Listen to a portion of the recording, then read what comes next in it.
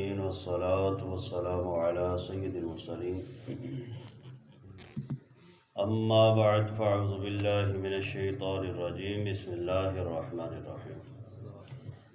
میرے محترم بزرگوں اور دوستوں، آج کی ہماری گفتگو کا موضوع ہے مضامین سورہ فاتحہ۔ سورہ فاتحہ یہ قرآن پاک کی سب سے پہلی سورت ہے اور اس کے اندر ایک رکوع ہے، 7 آیتیں ہیں۔ اس سورت کے بارے میں آتا ہے کہ یہ سورہ مکی بھی ہے اور مدنی بھی ہے۔ مکی اور مدنی صورتیں کون سی ہوتی ہیں؟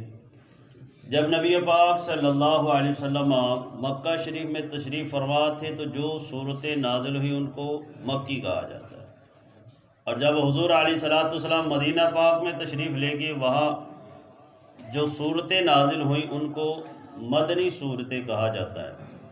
لیکن یہ سورہ ایسی مقدس صورت ہے کہ یہ 2 مرتبہ نازل ہوئی۔ اس کا ایک نام سبع مثانی بھی ہے۔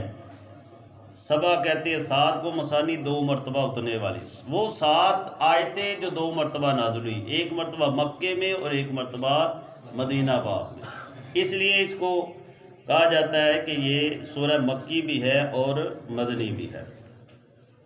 حضرت ابی بن کعب رضی اللہ تعالیٰ عنہ، ترمذی شریف کی روایت ہے، ایک طویل حدیث پاک ہے، ایک حصہ عرض کرتا ہوں۔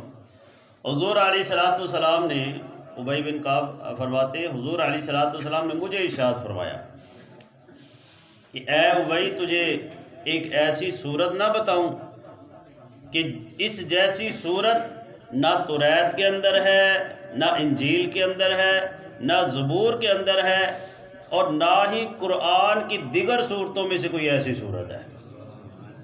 جو کمالات اللہ تعالیٰ نے سورہ فاتحہ کو عطا فرمائے، عرض کی حضور ارشاد فرمائے، تو آپ نے ارشاد فرمایا تم نماز کے اندر کیا تلاوت کرتے ہو؟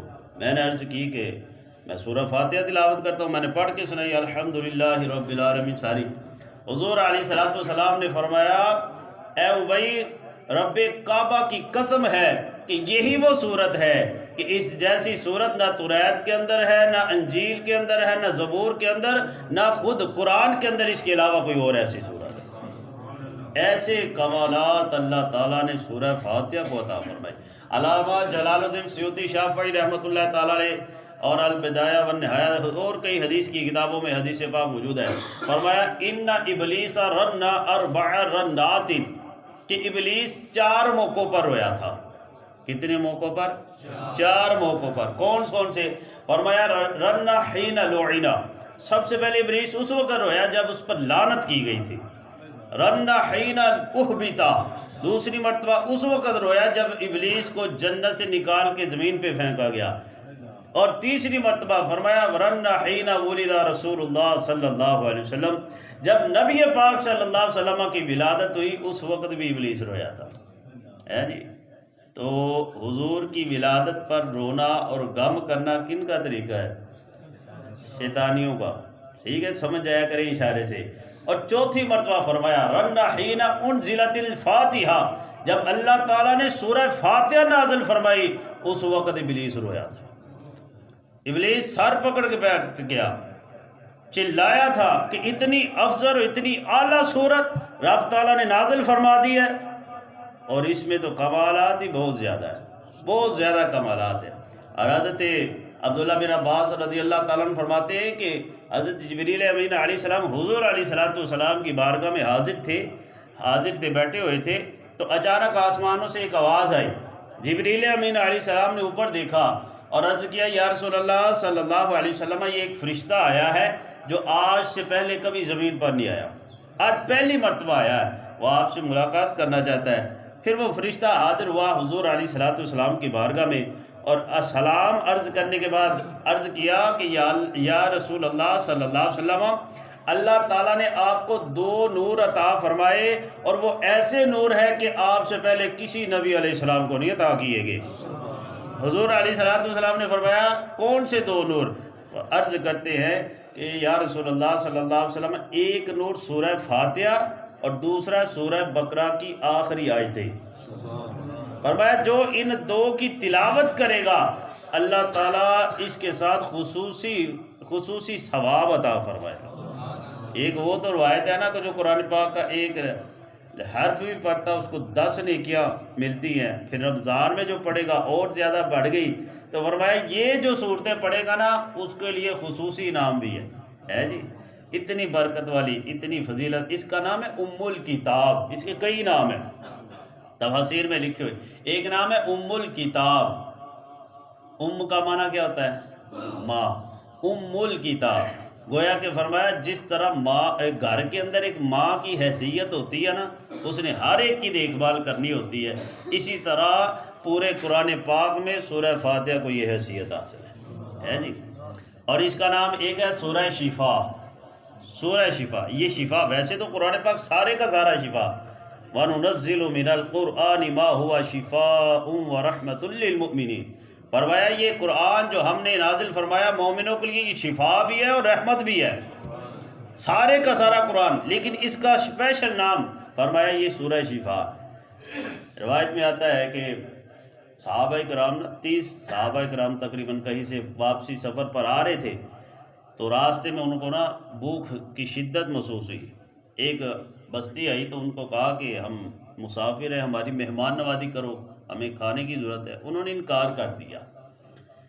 صحابہ کرام نکلے باہر اس بستی سے، تھوڑا آگے جا کے نا ڈیرا لگا لیا سانس لینے کے لیے، تھوڑا آرام کرنے کے لیے، بھوک کی شدت تھی، گرمی تھی، تو رک گئے تھوڑی دیر کے لیے۔ اتنے میں اسی علاقے، اسی بستی کا جو بڑا تھا نا، چودھری تھا، وڈیرا تھا، جو بھی، اس کو نا بچھو نے کاٹ لیا، وہ تڑپ رہا ہے بڑا درد سے، میں مر گیا، مجھے بچاؤ کسی طرح۔ انہوں نے اپنے تائی جو اپنے چھوٹے موٹے ان کے طبیب تھے ان کو بلایا، اس نے علاج کیا، لیکن اس کا درد نہیں رک رہا، بہت زیادہ درد ہے اسے۔ ان میں سے کسی نے کہا یار ابھی جو یہ لوگ کہے تھے نا، یہ نیک لوگ نظر آتے تھے، ان میں سے پوچھو کسی کو بچھو لڑے کا دم آتا ہے، وہ کر لیتا ہے، علاج کر لیتا ہے۔ تو آ کے نا ایک شخص نے صحابہ کرام سے پوچھا تم میں سے کوئی دم کر لیتا ہے بچھو لڑے گا؟ تو صحابہ کرام میں سے ایک نے ہاتھ کھڑا کیا، میں کر لیتا ہوں۔ وہ کہتے جی ٹھیک ہے کر دے، ہمارے نا ایک آدمی کو بچھو لڑا ہے، وہ بڑا تڑپ رہا ہے۔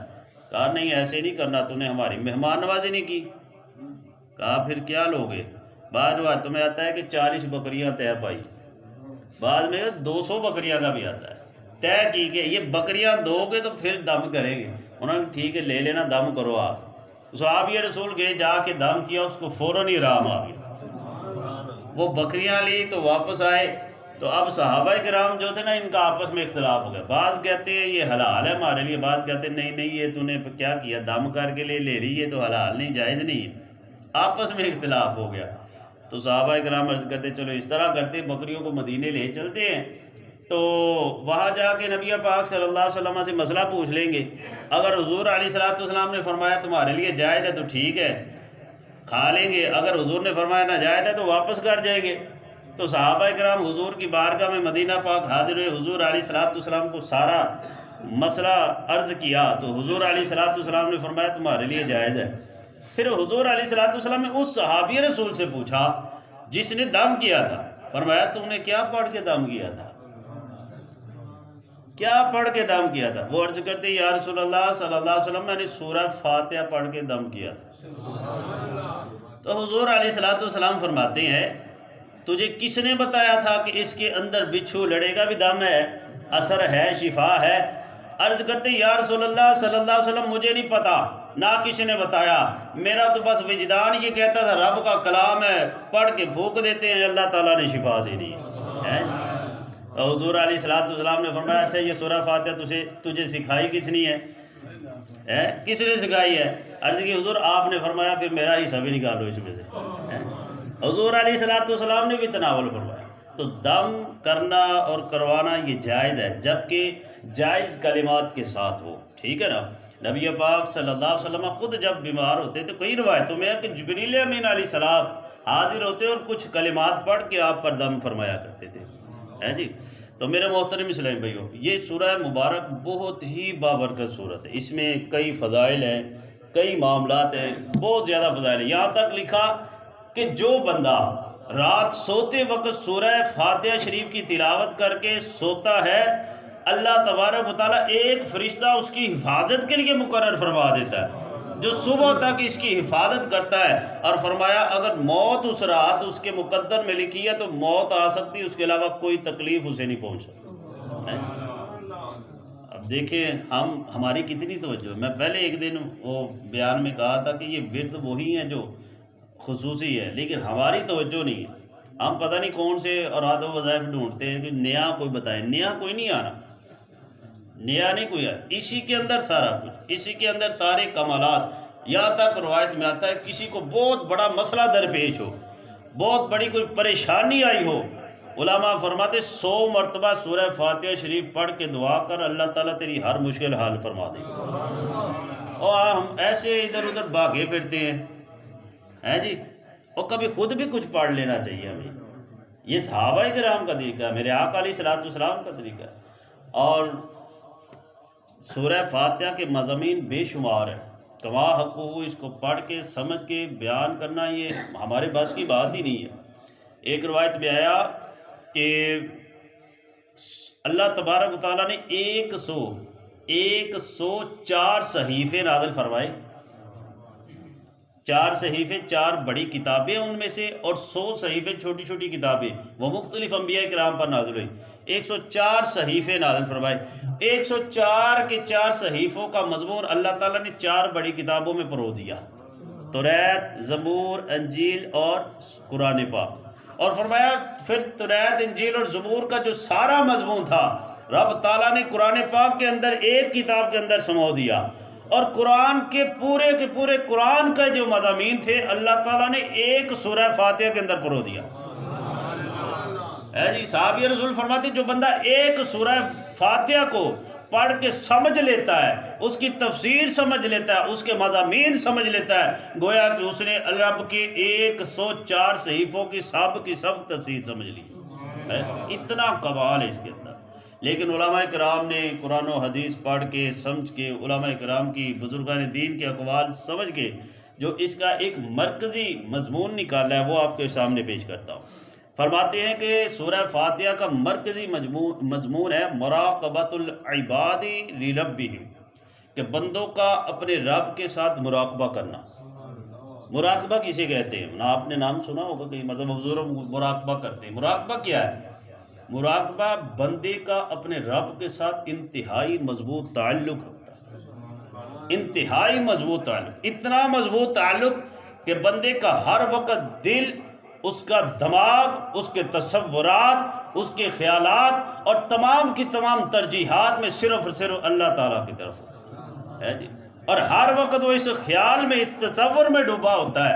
جس بندے کو یہ کیفیت حاصل ہوتی وہ ہر وقت اس تصور میں ڈوبا ہوتا ہے کہ میرا رب مجھے دیکھ رہا ہے، وہ میرے ظاہر کو بھی دیکھ رہا ہے، میرے باطن کو بھی دیکھ رہا ہے۔ جس بندے پر یہ کیفیت ہوگی اس کی زندگی کا عالم کیا ہوگا، یہ تو سوچیں آپ۔ اور سورہ فاتحہ کے اندر یہ ہمیں بتایا جا رہا ہے۔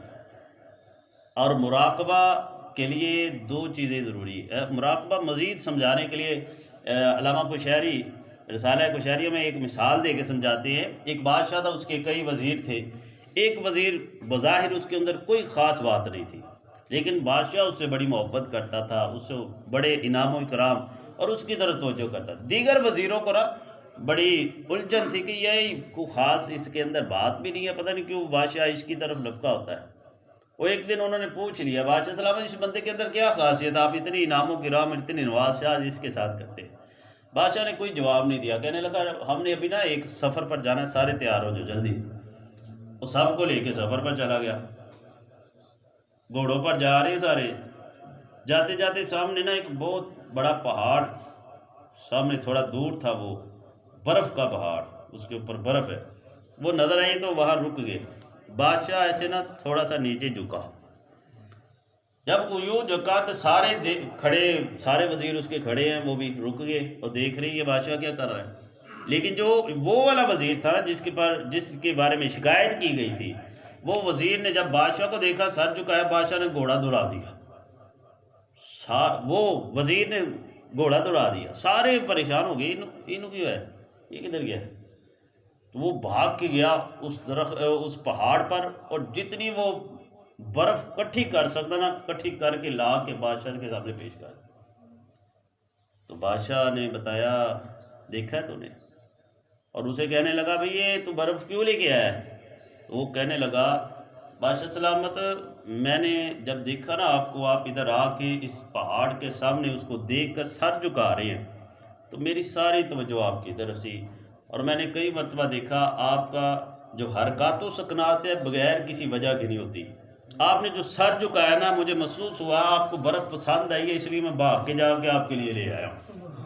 تو بادشاہ کہنے لگا وزیرو دیکھو تم بھی سارے ہو، تم جب بھی میری بارگاہ میں آتے تجھے اپنی اپنی پڑی ہوتی ہے کہ میری بارگاہ سے کیا ملے گا، ہم نے کیا حاصل کرنا ہے، کیا ہوگا، لیکن یہ جو میرا خاص وزیر ہے نا، یہ جب بھی میرے پاس آتا ہے اس کو صرف اور صرف میرے خیالات ہوتے ہیں، وہ ہر وقت میری حرکات و سکنات، میری آنکھوں کے اشارے وہ محسوس کر رہا ہوتا ہے کہ بادشاہ کو اس کو وقت کیا چاہیے، وہ کیا چاہ رہا ہے، اسے کیا پسند لگ رہا ہے، کیا اسے کون سی چیز اسے پریشان کر رہی ہے۔ تو ان وجوہات کی وجہ سے میری توجہ اس کی طرف ہوتی ہے۔ تو مراقبے کی مثال یہ بندہ علامہ کوشیری دے کے فرماتے ہیں کہ مراقبے کی کیفیت میں جو بندہ ہوتا ہے وہ ہر وقت اس کا تصور، اس کا خیال رب تعالیٰ کی طرف ہوتا ہے، وہ چاہے کاروبار کر رہا ہو دکان پر لیکن اس کا تصور و خیال رب تعالیٰ کی طرف ہوتا ہے، وہ گھر میں بیٹھا بیوی بچوں کے ساتھ خانہ داری کے معاملات کر رہا ہے لیکن توجہ اس کی رب تعالیٰ کی طرف ہوتی ہے، وہ مسجد میں ہو، وہ باہر ہو، وہ بازار میں ہو، جہاں کہیں بھی ہو، وہ توجہ رب تعالیٰ کی طرف ہوتی ہے۔ اور مراقبے کے لیے دو چیزیں ضروری ہیں، ایک بندہ رب کو پہچانے، رب کے ساتھ تعلق قائم کرنا نا، تو رب کو پہلے پہچانے، رب کی صفات کیا ہے، رب تعالیٰ کن خوبیوں کا مالک ہے، اپنے رب کو پہچانے گا تو اس کے ساتھ ربط قائم کرے گا نا۔ اور دوسرا اپنے آپ کی اس کو پہچان ہو کہ میں کیا ہوں، میرے اندر کیا کیا خوبی ہے، میرے اندر کیا کیا کوالٹی ہے، اور کس حد تک میری اپروچ ہے۔ اگر بندہ اپنے آپ کو نہ پہچان پائے گا تو وہ اپنے اندر ہی گھما رہے گا، اس نے رب سے کیا تعلق قائم کرنا ہے۔ جب اس کو اپنی لمٹ پتہ چل جائے گی پھر وہ رب سے تعلق قائم کرے گا۔ اور قرآن پاک کے اندر رب تعالیٰ نے یہ دونوں چیزیں ہمیں بتائی، یہ سورہ فاتحہ کے اندر دونوں چیزیں بتائی۔ شروع میں کیا بتایا؟ پہلے رب تعالیٰ نے 3 آیتوں میں اپنا تعارف کرایا، الحمدللہ رب العالمین۔ بندے سوچ، رب وہ ہے جس کے لیے ساری تعریفیں ہیں، وہ تمام تعریفوں کا مالک ہے اور تمام جہانوں کو پالنے والا ہے۔ الرحمن الرحیم، بڑا مہربان نہایت رحم والا۔ مالک یوم الدین، وہ قیامت کے دن کا بھی وہی مالک ہے، وہ رب وہ ہے، ہر شے کا مالک وہ ہے۔ اور پھر بندے کو اس کی پہچان کروائی اگلی آیت میں، کیا ایاک نعبد و ایاک نستعین، بندے تو کیا ہے، تجھے پہچاننا چاہیے، تیری ہر وقت پکار یہ ہونے چاہیے، اے مالک ہم تیری ہی عبادت کرتے ہیں اور تجھی سے مدد چاہتے ہیں۔ تیری انتہا کیا ہے کہ تیری معراج یہ ہے کہ تو میری عبادت کرے، یہ تیری اپروچ ہے، اور تیری طاقت کتنی ہے کہ تو ہر معاملے میں میری مدد چاہتا ہے جی، ہر معاملے میں، کس معاملے میں؟ ہر معاملے میں۔ کھانا کھانا ہے تو رب تعالیٰ کی مدد مانگنی ہے، رزق بھی مانگنا ہے تو رب تعالیٰ سے، اور پھر رزق سامنے ہو تو ابھی بھی رب تعالیٰ کی مدد کی محتاجگی ختم نہیں ہوئی بلکہ خود ابھی بھی محتاجگی چاہیے۔ ہاتھ اللہ تعالیٰ عطا فرمائے گا تو کھائے گا نا، ہاتھوں کے اندر طاقت ہوگی، ہاتھ سے اٹھا کے منہ میں رکھے گا تو منہ کے اندر دانت ہوں گے، منہ صحیح سلامت ہوگا، اس کو چبانے کی طاقت رکھتا ہوگا تو کھائے گا نا۔ اور جب اس کو چبا لیا تو تیرے اندر ایسا فنکشن یہ موجود ہوگا کہ تیرا جسم اس کو اندر لے جا سکے اور ہضم کر کے نکال سکے۔ یہ ساری کی ساری ہر معاملے میں رب تعالیٰ کا محتاج ہے۔